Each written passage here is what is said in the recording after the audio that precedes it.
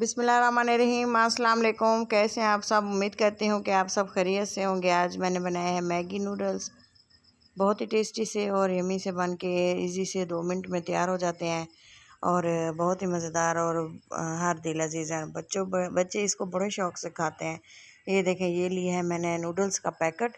Instant noodles हैं और ये देखें 1 कप के बराबर पानी ऐड किए है और जो नूडल्स का ये जो केक था ये मैंने इसमें ऐड कर दिया है। ये देखें साबुत ही ऐड किए है, तोड़ना नहीं है क्योंकि मैंने इसके जो है बच्चे इसको इस तरह से पीस छोटे छोटे नहीं खाते, तो मैंने इसमें जो मसाला वगैरह आता है वो भी इसमें ऐड कर दिया है सारा।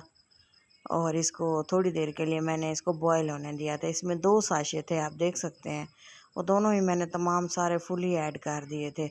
और इसको ये देखें थोड़ी देर के लिए मैंने बॉयल आने दिया है और इसको मसाले को और इसको अच्छे से थोड़ा सा हिला दिए ताकि पानी दोनों तरफ से लगे और ये जल्दी से खुल जाए और नूडल्स जो है हमारे जल्दी से रेडी हो जाएं। और इसको थोड़ा सा मैंने ऑयल शामिल किया है, तकरीबन ½ टीस्पून के बराबर। ये डालना ज़रूरी होता है वरना ये जो नूडल्स वगैरह हैं ये चिपक जाते हैं और ये जो सही नहीं लगता।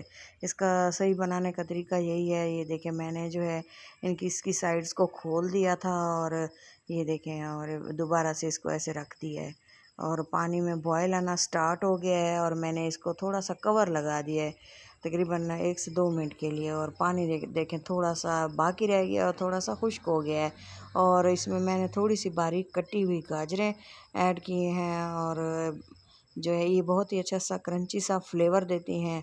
और मैंने थोड़ी देर मज़ीद इसको कवर किया और पानी जो है इसका अभी बाकी है और इसको बिल्कुल लो फ्लेम पे पकाना है ताकि अच्छा से गल भी जाए और अच्छा सा फ्लेवर भी आ जाए।